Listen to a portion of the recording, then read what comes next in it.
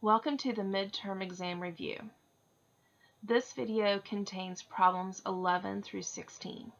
So let's start with number 11. I'm going to take and solve the equation using two steps. So this is the two equations where you know that inside it can be positive or negative inside the absolute value. So I'm going to set up two equations like as if I'm looking for the negative part. So the first part is like it's regular. So 2x minus 3 equals 1. So I'm going to add 3 on the other side,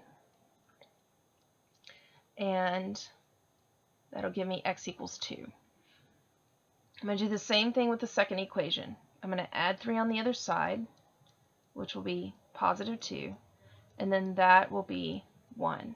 Now they asked us to graph this, but really it's just that x equals 1 and x equals 2. There's no arrows or anything like that. Okay, all right.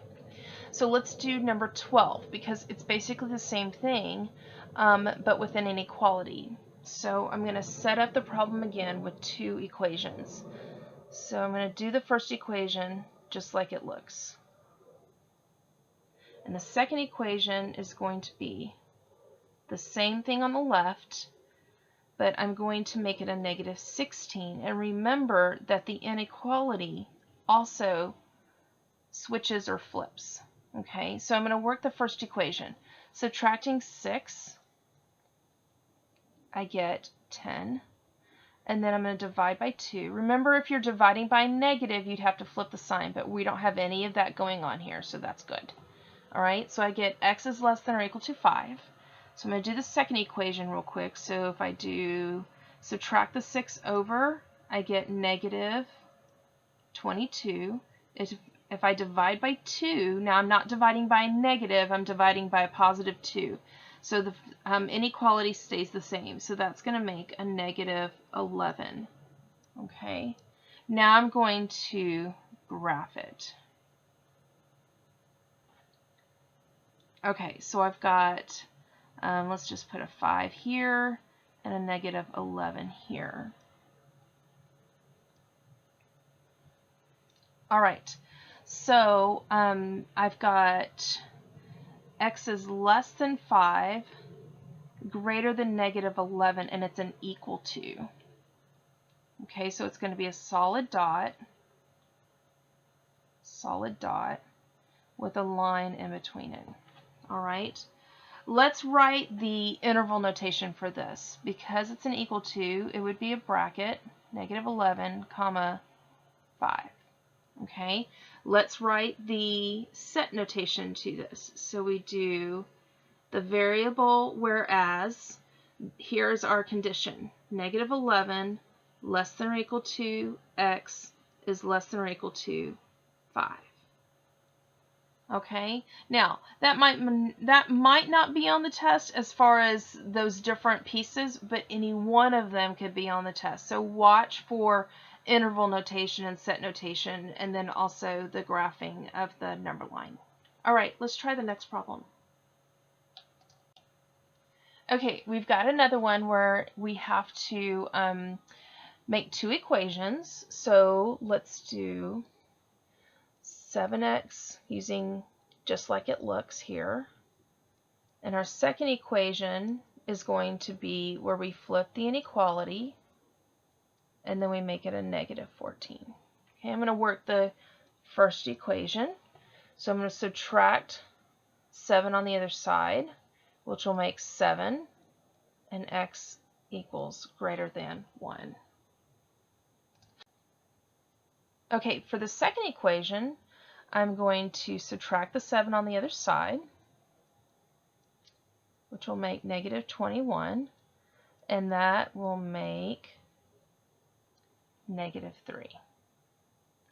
Okay, so I'm going to draw the number line right here.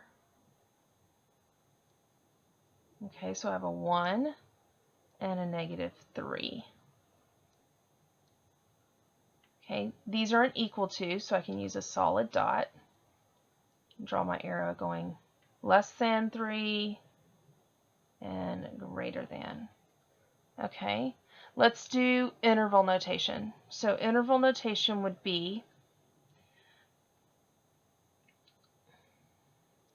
negative infinity to negative 3 with a bracket, or bracket 1 to infinity.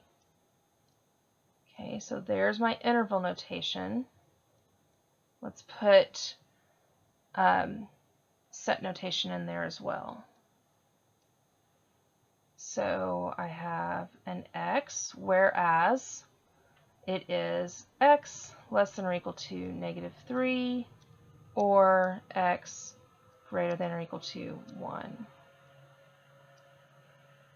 Okay, and that's the answer for number 13.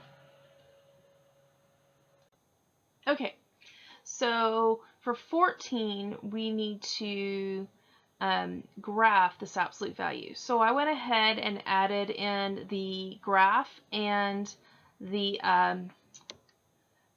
t-chart. And the t-chart that I'm using is just a -1, 0, 1, and I just plugged into the parent function for the absolute value.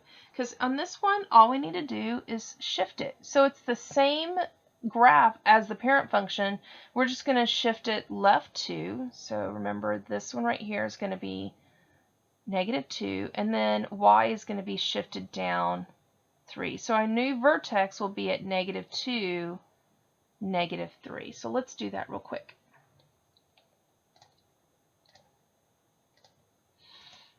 All right, so we've got -1, 1, or let's do 0, 0 first.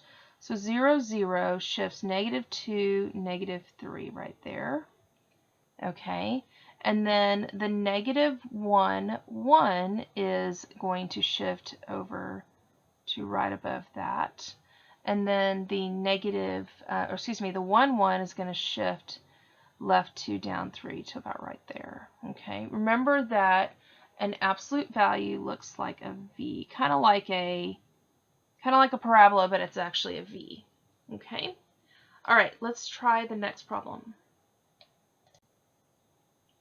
All right, so for 15, I've got the parent function of the absolute value up again, and I'm going to use, if I put absolute value of -1 is 1, 0 is 0, and absolute value of 1 is 1. So I'm going to use that again for these problems so that I can simply just do the shift for each problem. Okay, so let's do number 15. On 15, I'm going to take each of those points and they're going to shift up 5. Okay, so basically y equals 5. There's no shift here. This is still at x equals 0. So my new vertex just goes up to 5 here. And then my other points shift up 5. So now I'm up at 6.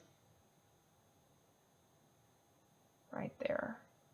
Okay, once I have my other points all in place, I can draw my graph. And that's all I have to do. Okay, remember with some of these, all we did was translations. So some of these graphs are really easy. The ones that I would watch out for are the parabolas where we had more detail and more pieces to each of the equations. Okay, so let's do number 16. So the x is going to shift right 3, and the y is going to shift up 5. So let's do each of my numbers. Now, I like to do the 0, 0 first, so that's going to shift right 3 and up 5. Let's make sure I got that right.